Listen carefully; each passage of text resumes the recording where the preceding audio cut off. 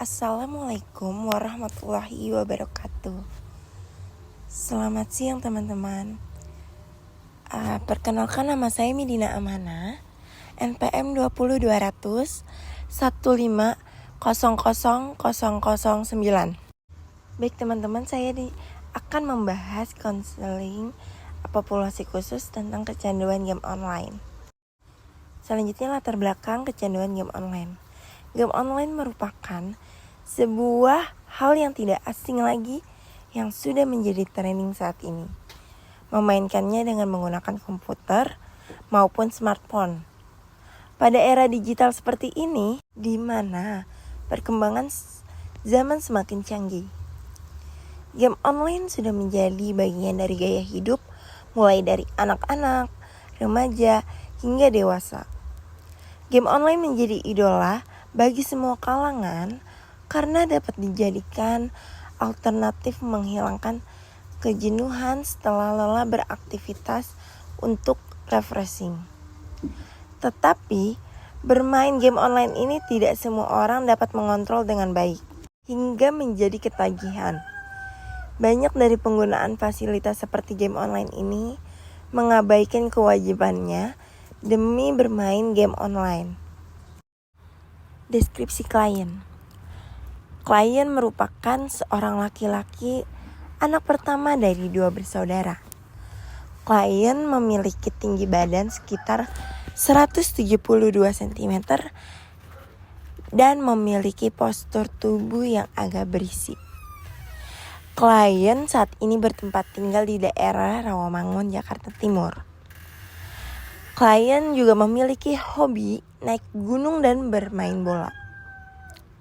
Tempat tinggal klien banyak sekali anak remaja yang sering nongkrong di rumahnya untuk mabar main bareng game online.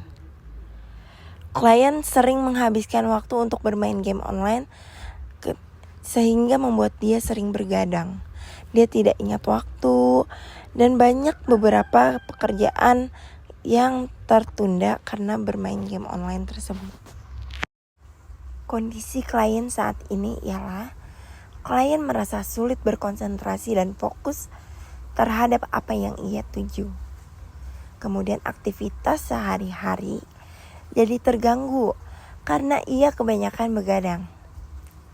Kemudian mudah marah, sedih, atau depresi bila tidak bermain game. Jadi emosinya tidak terkontrol. Kemudian klien merasa pekerjaannya menjadi banyak dan menjadi terlantar.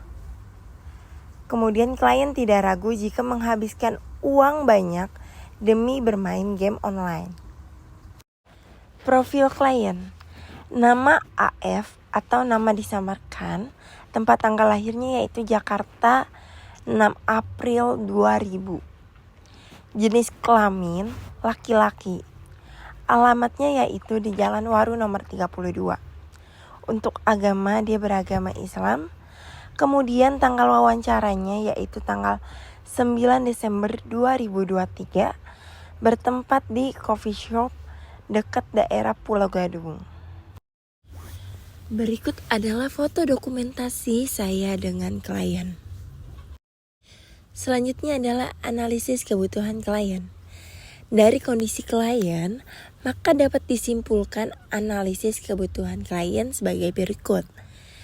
Yang pertama, klien membutuhkan lingkungan yang baru. Karena jika klien memiliki lingkungan yang seperti itu, ia akan susah berubah. Yang kedua, mencari kesibukan yang positif. Yang ketiga, membatasi waktu bermain game. Mungkin bagi klien susah untuk berhenti bermain game.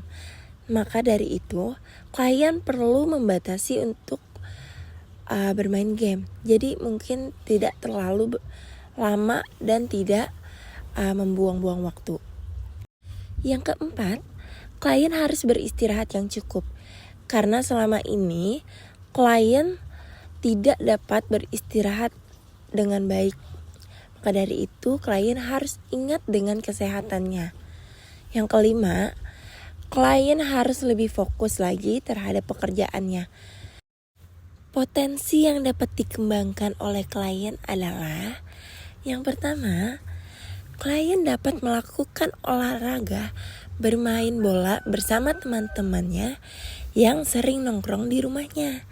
Sehingga klien dapat melupakan kebiasaan bermain game online. Yang kedua, klien juga dapat melakukan aktivitas naik gunung saat liburan bersama teman-temannya atau mengikuti komunitas yang dapat meneruskan hobi klien tersebut. Selanjutnya, layanan BK yang tepat. Yang pertama, layanan informasi.